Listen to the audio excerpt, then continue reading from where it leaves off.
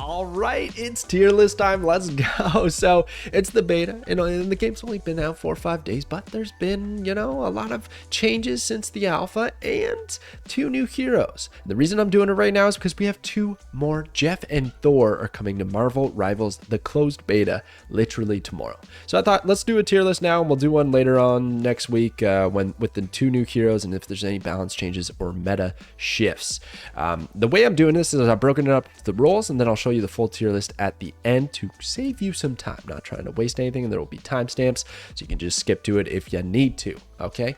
The other thing I want to get out of the way is I think Marvel Rivals is very well balanced in the sense that you can take any hero and you're not a complete anchor for your team. A lot of them have their place in the meta or certain maps, or just if you dedicate enough time to that character, you're going to do well. And I will put some in the trash tier, but that doesn't mean they're necessarily trash. It just means that, it takes that much more to do what the crown tier can do. It just takes that much more effort. So we're going to get into it. Let's start with the strategist, okay? All right, so the strategist, I think, is the most balanced role in Rivals. I think they're all great. And I know I've got some in the B tier, but really it's only because I don't think any of them are amazing. None of them are the crown tier. You have to have strategists on your team so that you have heals and support for your team, preferably 2. And honestly, every single time I'm playing a match, I don't really care which 2. Some are better combined with others, like Rocket with Punisher, or Adam Warlock with Star-Lord. But generally, if I just got 2 strategists on my team, any mixed match of them are probably going to be enough for us to get the dub. And I think that's just because they're well balanced, they're strong, they're effective in a lot of team compositions. Maybe when there's more strategists in the game, we'll start to see some holes in some of these characters, but they're just really strong. Loki I have at the top because I think he's just really good as a second support. Not the primary, not solo support, but he's just such good damage. He confuses the enemy team. They don't know where the shots are coming at. He deals out a lot of support, not necessarily healing. He can deal a lot of healing, but then he's got his runes, which completely nullify any damage that come in, and those can be game changing. So I think Loki is fantastic. He also deals a lot of damage with his auto attacks, clones, and his ultimate, which is fantastic. Luna is up there in A tier purely because of her ultimate. She basically stops the enemy team from doing damage for a short period of time unless they can do a really big burst to take her out. The healing output is phenomenal. So she's just fantastic for that. And then her kit on its own right is pretty good as well. Mantis and Adam Warlock are almost kind of the same for me in that I think they're really good. They deal out a lot of damage. They give good support, amazing healing, especially Adam Warlock. But where they fall behind compared to the other 2, is I feel like they're so squishy with not a lot of tools in their kit to defend themselves. Yes, Adam can resurrect. Yes, Mantis has her sleep. But outside of that, if you have a couple, like a Venom Spider-Man combo diving on you, man, you're just begging for help. You're hoping your tanks can turn around and help you out and CC them or something, because I feel very vulnerable. But the healing output is still fantastic, that they deserve the B tier. Rockets actually fall into the bottom. Now, I still think Rocket's really, really good, but his heals are kind of slow. You dish out those orbs, they're going to help a lot of your allies in that radius, but it's not like that quick heal you need to give to an ally who's on the brink of death.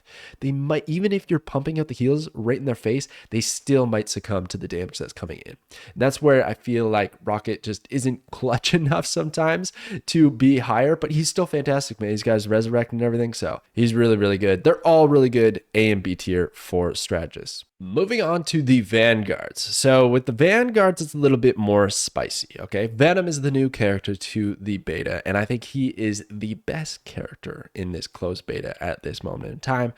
His disruption is insane. His DPS is pretty good. He gets to the back line unchecked, attacking squishies. He's taking them out. It's just a menace.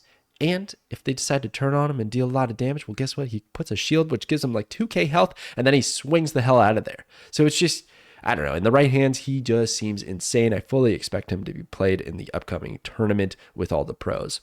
Outside of that, we got the A tier with Groot and Magneto. Magneto's had a glow up, man. He got quite a few buffs from alpha to beta, and I think he's fantastic. Now, he's basically C tier or maybe even trash tier when he's by himself without his team up ability with Scarlet Witch. But when they are teamed up, he jumps right up to A tier. He's a fantastic tank. He gives out shields. He does that anyways, but literally getting that team up ability with the sword, that is a second ultimate.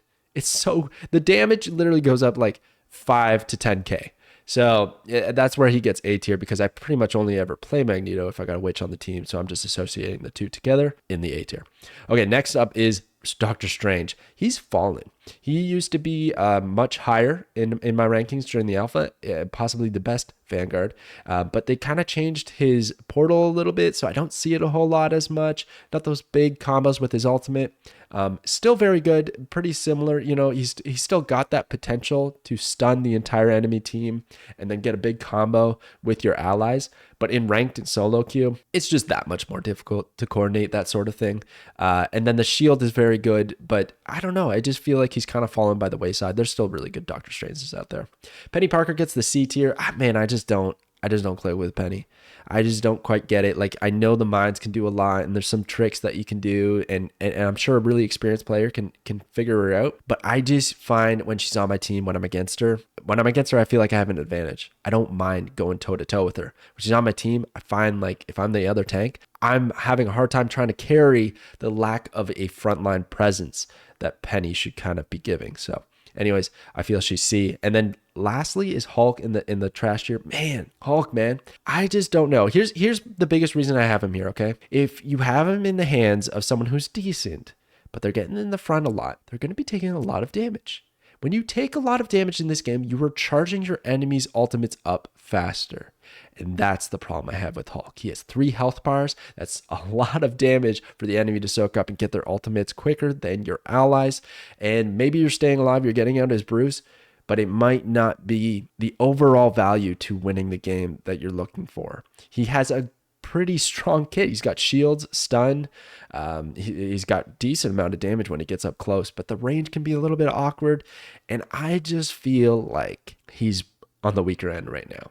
I would like to see some changes, or maybe honestly some reworks to his ability so he feels a little more Hulk-like, because at the moment he's just a very awkward hero to play, in my opinion. Duelists, time to talk about the duelists. So I think the two at the top are still at the top from alpha to now. Honestly, I haven't really seen much change. They didn't get nerfed all that bad.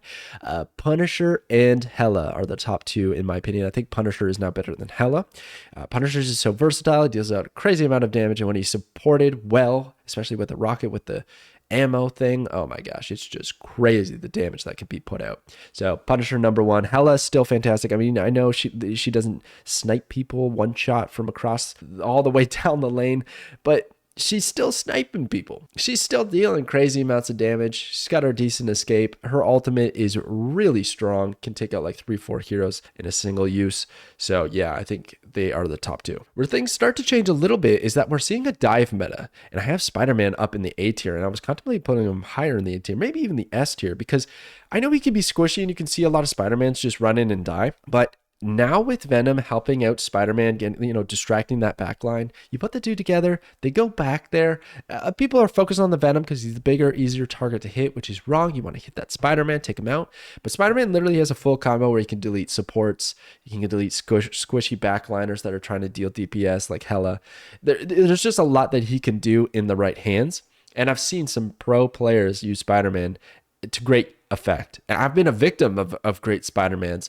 So I know the potential of this hero, and I could never put this at a lower tier, a C or anything like that. Possibly you could maybe argue for B, you could argue for the crown tier.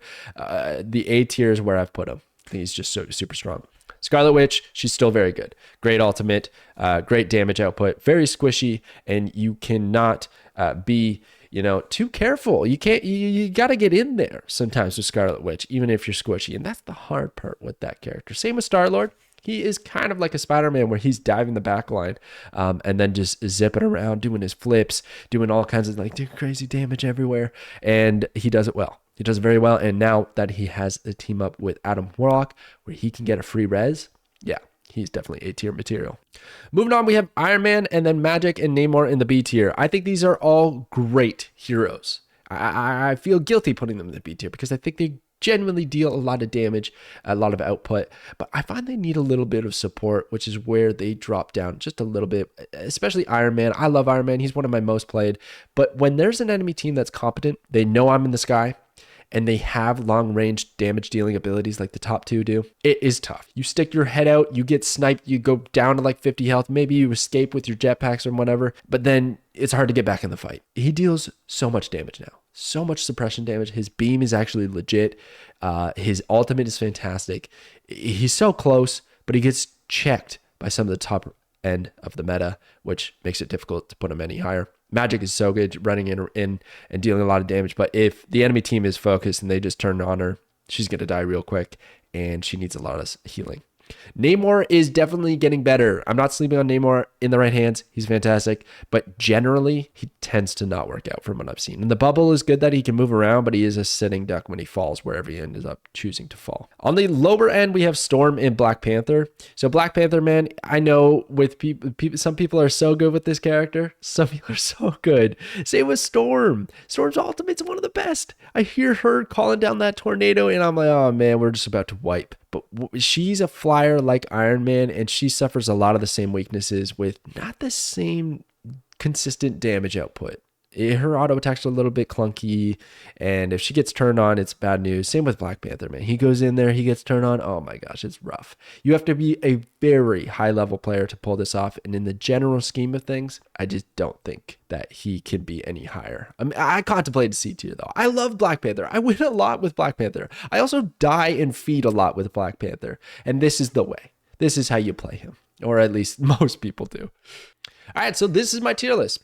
When you put it all together. Now, who's in B better than B, higher B, lower B, I haven't really gone into that much detail because I think it's too nuanced. There's too much variance, to compare the supports to the damage, who's better than one or the other. I don't know. I think that's a little bit whack. That's why I broke it into the roles. Let me know what you think about that. What you think about this tier list? Who's higher or lower than it should be on this tier list? I know a lot of people are going to have opinions. I get it.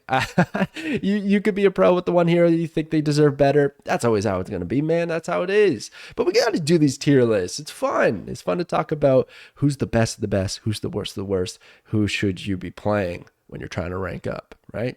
But I feel pretty confident in the top row there. They are so strong. And generally, heroes are strong, man, in this game. I think it's decently balanced. There's nothing that stands out that I would want nerfed to the ground, and I would like some buffs to the lower end. Just tiny things. Not game-changing new abilities, big damage. No, just give Black Panther a little bit of speed after he dashes. Something like that. That could make the difference. Give Hulk a rework. I don't know. He's a little bit awkward for me, but he is fun at the same time. Let me know what you think in the comments below. Thank you so much for watching. I will catch you guys next time.